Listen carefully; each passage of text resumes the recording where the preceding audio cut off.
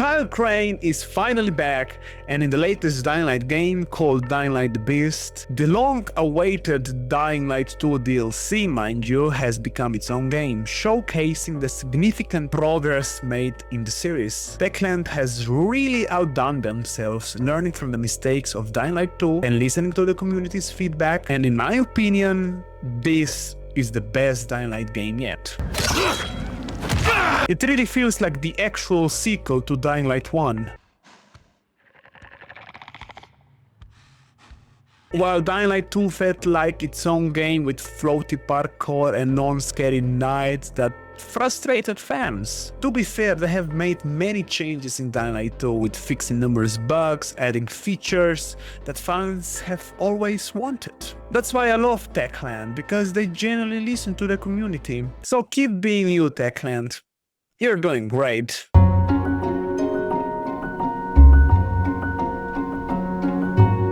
shouting because this fucked up infected motherfucker with guts hanging out of his mouth just spit a bunch of toxic snot at me. So the story of Kyle Crane begins at the Dying Light 1, where it takes place in 2016. He was sent in the town called Haran as a GRE soldier to get some stolen files. There, within the arrival, he was bitten by the zombie. And if you might think this is the end for him, it's actually not, because rather than being turned into a zombie like every single zombie story there is, he was rather just infected and close to turning into a zombie, but it can be stopped with some antizin and of course getting tons of UV light. So that means staying in the sun and sleeping under some UV lights. So let's just skip forward to the DLC The Following, where Kyle had to go to the countryside to find a cult of a potential holding of a cure for the virus, and of course they didn't have it. He met someone called the Mother, where she controlled zombies, and at the end we found out that she is actually a volatile. Reading the fumes is one thing, but drinking the liquid is something else entirely.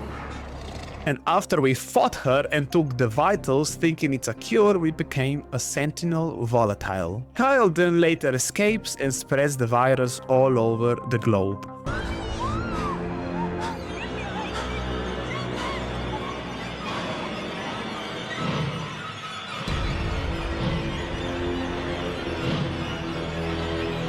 Around 2 years he has been captured and experimented on for 13 years.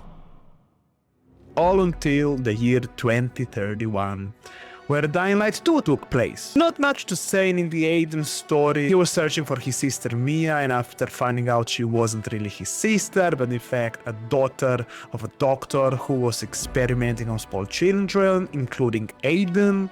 All I can say is that Aiden is way stronger than Kyle, just because of those experiments where he had the most positive reaction and changed him with superhuman strength.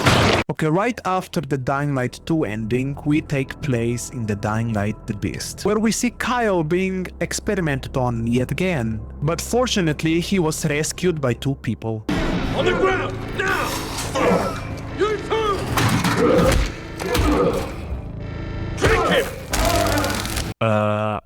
Never mind. After all that chaos, Kyle finally escaped with a little help of Olivia, who looked over him through the cameras. And now Kyle has only one wish, and that is to kill the fucking Baron, because he was experimenting on him for 13 years. Now that's all I can say about the story actually, because I will actually play the story. I didn't finish the story yet. I say story way too much, but this story will continue on my Twitch account, Lopez Me Gusta.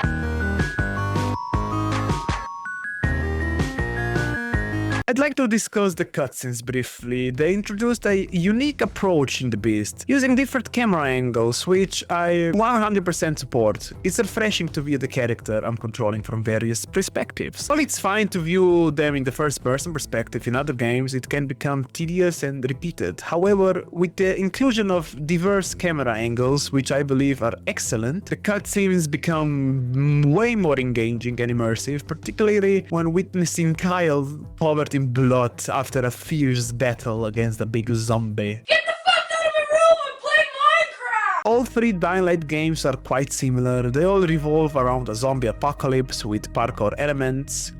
However, they differ significantly from one another. So the Dying Light the Beast combines the gameplay of Dying Light 1 and 2. It takes the best aspects and features from both games and merges them into a single awesome experience.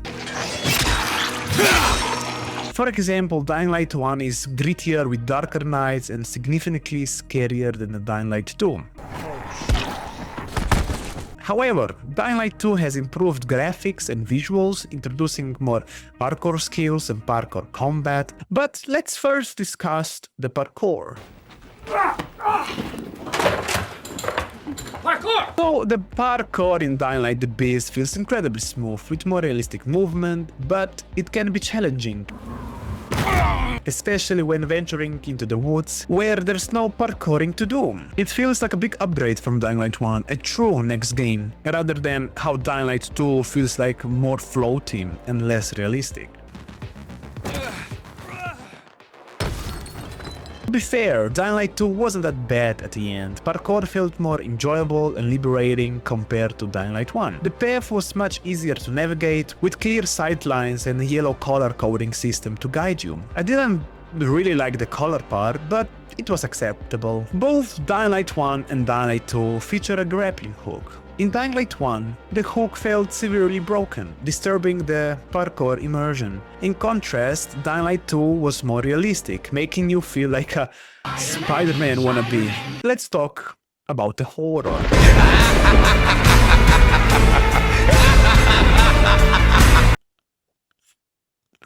In The Beast, the horror is spot on, and the best of all three Dying Light games.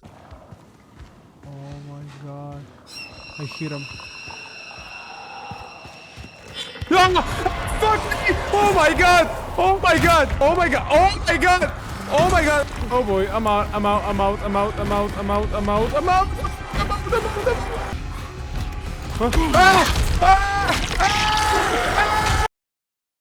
The nights are significantly darker than Dying Light 1, where you always needed a flashlight. I often skip the nights just because of how terrifying they are.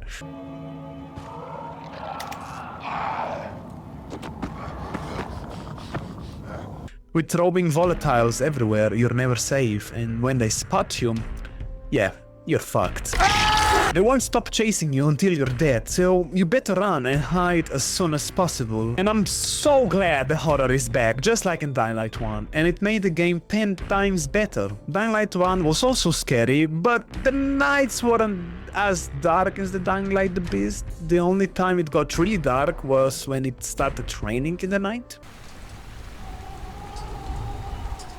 But Dying Light 2, oh boy, Dying Light 2 failed at the horror concept, especially at launch. The nights were super bright from a moonshine, where you didn't even need a flashlight. Volatiles weren't even roaming the streets anymore, and the chase was only activated when a screaming zombie spotted you. And if they did, some volatiles appeared at a level 3 chase, but unfortunately you could escape the chases very easy. I'm actually glad they changed it with some upgrades, where volatiles roam the streets and the rooftops.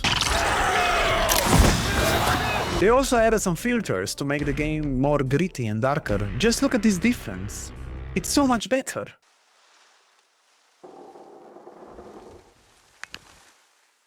So, what's the point of the nights? Do you gain any advantages by attempting to survive them? Well, yes. In The Beast, you receive a 2-time XP boost. And that's it. And that is my only complaint in The Beast. Now in The Beast, the nights are scary, and I do love me some jump scares.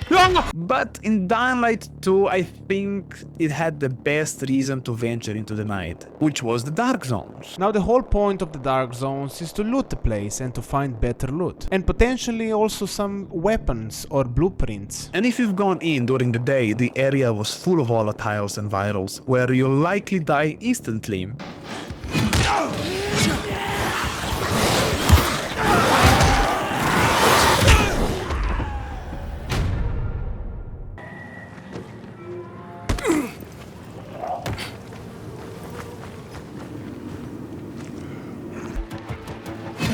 Now, the Beast also has some dark zones, but it's the same whether you go in during the day or the night. There were always a couple of virals and 1 to 3 screaming zombies. Nevertheless, the horror aspect of the night in the Dying Light Beast is truly awesome and scary. I just wish it had more reason to risk venturing into the night. Say hello to my little friend! Now, the combat feels incredible. Hitting the zombies feels brutal and you can truly feel the impact and see the damage you inflict on them. Finishers are a delight addition. And some animations are the same as in the Dying Light 1, making sense since you're playing as the same character. Now, fighting larger zombies where you must learn their moves was pretty straightforward for me at least. The movements are pretty similar to those in both Dying Light 1 and 2. Now, in Dying Light 2, Aiden is stronger than Kyle, and it's evident. So I actually really think this is a bug, and it's been like this for a while, and it's so fucking fun. I can't help but use it all the time. Please, Techland, please never fix this. I've been roaming around, always looking down at all I see. But anyway, yeah, Aiden is so much stronger, but Kyle, damn. Kyle, you're something else. First of all, he has experience from his time of a soldier before the outbreak, so he has the combat skills. That's the first thing. Secondly, now with the virus taking over him, he gains more strength. And with the beast taking over, oh boy, it's so brutal.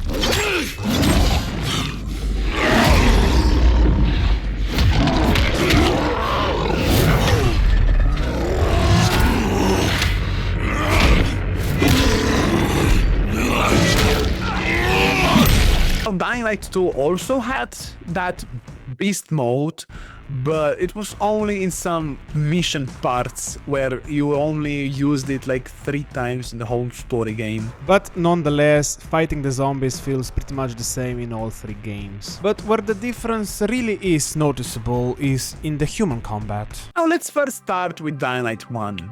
The humans were quite annoying to fight. Firstly, you didn't have any block feature, and secondly, they did. So whenever you attempt to hit them, they would always block your attacks or dodge them. The only way to defeat them was to use guns or perform a dropkick. But even that didn't always work. So in Dying Light 2, they addressed this issue by introducing the block feature and parry feature. The parry feature allows you to block at the perfect moment, stagger the enemy, and then either hit them or finish them off. Or you can even jump over them and perform a parkour kick to another enemy.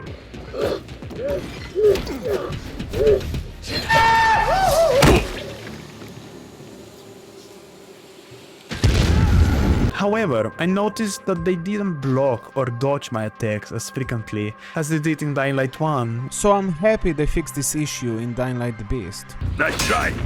Where the human combat still feels the same as it felt in Dying Light 2, And the human reactions are the same as they were in the Dying Light 1. where the enemies now block and dodge your attacks, making them a bit more challenging to defeat. I believe that the combination of these 2 features from both games makes human combat truly enjoyable and challenging, and I absolutely love it.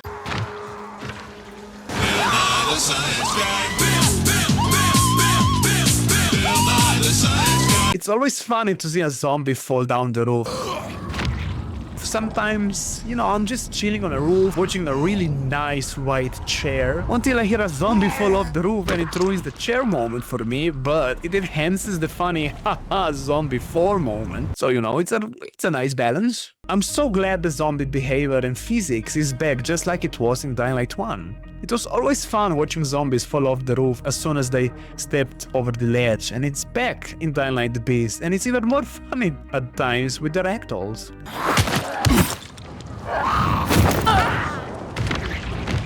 The only thing missing from the game are the spikes. They are incredibly rare to find in the Dying Light Beast, and when I finally found them, I was disappointed, because just like in the Dying Light 2, zombies mostly phase through the spikes and rarely kill them. Don't get me wrong, the spike sometimes does kill the zombies, but not always. But at least the spikes weren't as broken on release date as they were in Dying Light 2, where they never worked. In contrast, Dying Light 1 had a bunch of spikes everywhere, and the physics were amazing on the spikes. As soon as the zombie touched the spike, it died immediately, and it was so funny. On the release date of Dying Light 2, zombies would always hit an invisible wall at the edge of the roof and never fall. They did eventually fix this issue with some updates, but it's still not as polished as it is in Dying Light 1. But I'm really happy that in the Beast the physics are way better now. It feels more like Dying Light 1. But I still feel like in Dying Light 1 the physics were the most funny ones. What an idiot. Oh, fuck! I'm Steve.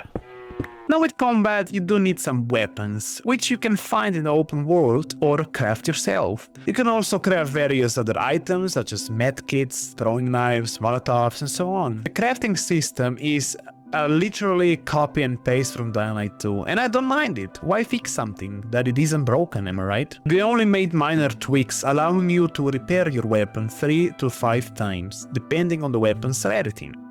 This feature was already present in Dying Light 1, where you could repair weapons by simply holding the R key instead of navigating through a menu. There's not much else to say with crafting, it's pretty much crafting. I'm just glad they're not using the crafting menu from Dying Light 1, as it was a complete mess. You had to scroll for a whole goddamn minute to find the items you wanted to craft, and you had to craft multiple times if you wanted more than one. But with crafting, you need loot, and what better way to find loot than driving around the map in a car.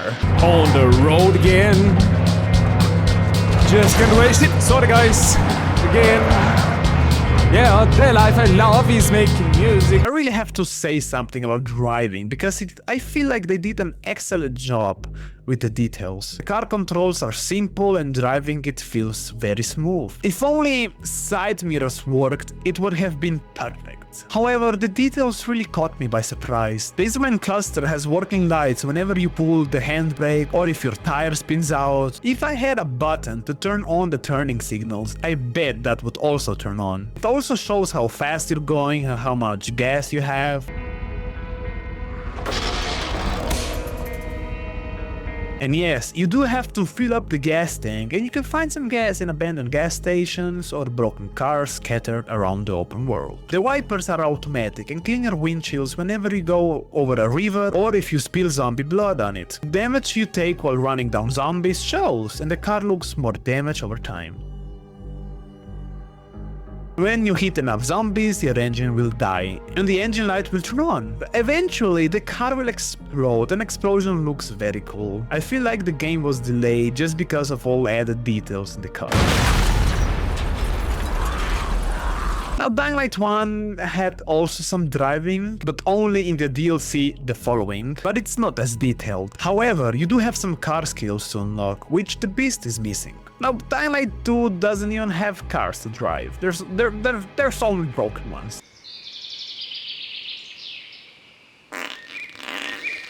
The environment in Dying Light the Beast offers a great balance of houses and forest, making it an ideal setting for parkour and driving. In the Beast they eliminated the fast travel feature, making your car your best companion. The game takes in a fictional location in Eastern Europe called Castor Woods. The colors are gritty and depressing, and they are similar to Dying Light 1. The Beast has numerous interiors to explore with the potential for treasure hunts. In contrast, Dying Light 1 had fewer interiors to explore, and while the environment remains gritty and depressing, it lacks the abundance of nature. However, the following DLC introduces a significant change, offering a vast expanse of nature and a reduction of buildings for parkouring. So in my opinion, the Beast makes a perfect combination of both elements. Now, Dying Light 2 introduces a fresh and unique twist. The environment is more vibrant and less depressing compared to other two games. The village features life on the rooftops, with trees and grass, while the ground is covered in more grey colors and bunch of zombies. In my opinion, this is the most original setting in the series. But I feel like hardcore fans will likely appreciate Dying Light the Beast more, as it feels more like a familiar and comfortable game. Where's the lamb sauce? There's a bunch of details in all three games, and hats off, and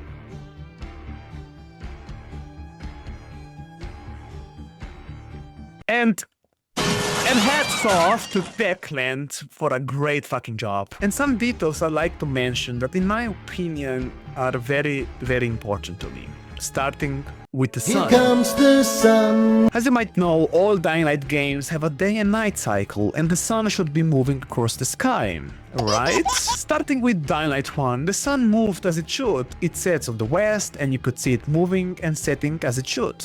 No complaints there. Now, let's move on to the next game, Dying Light 2. They introduced something that I completely hated. The sun didn't move at all, and instead it teleported from one side of the sky to the other. Even though the sunsets were actually really beautiful, it felt fake. And they cleverly hid the sun behind the clouds when teleporting was happening, but it was still quite noticeable. Surely they fixed that in the next game, right? Well, yeah.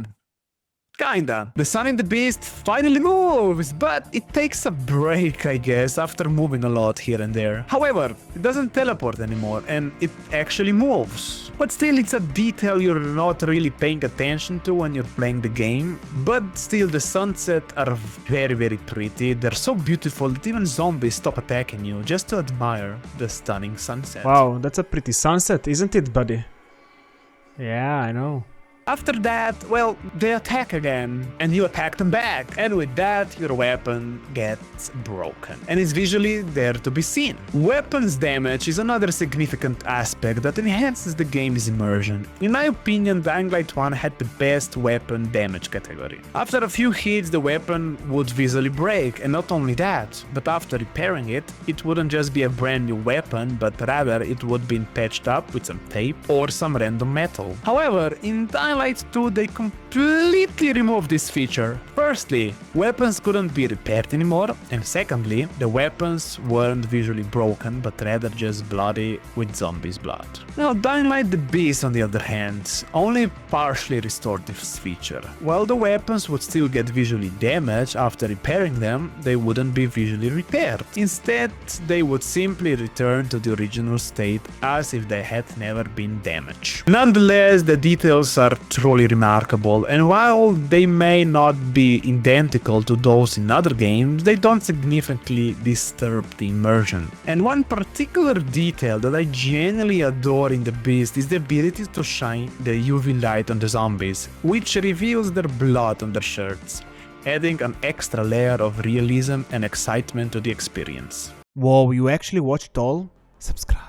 In conclusion, this game is one of the best Dying Light games, and I'm so happy to have it. While Dying Light 1 might have some better aspects and even Dying Light 2, this game is truly exceptional. It has incredible driving details and gore, which I truly believe YouTube will age restrict my video for this. I still feel this game is really well done. It's really unfortunate that the story is way shorter than the other two games, but there's still too much to explore, and there's so many Easter eggs I heard. And most importantly, kill a lot of zombies. Nevertheless, I love the game, and I can't wait to see what Techland has in the store for the next Dying Light game. So yeah, thank you so much for watching. If you like this review, please give it a like. If you want to buy the game, please do. It's a really fun game. It's your opinion. I'm not even sponsored or anything. I'm just saying, I just want you to have fun, that's all. Share to your grandma, share to your mama, whatever.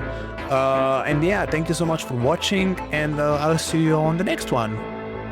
Bye-bye.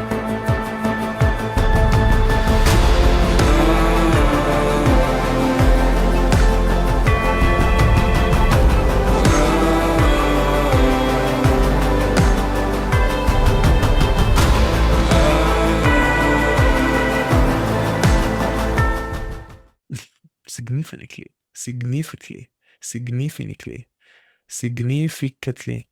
How the fuck? How do you pronounce significantly? Significantly.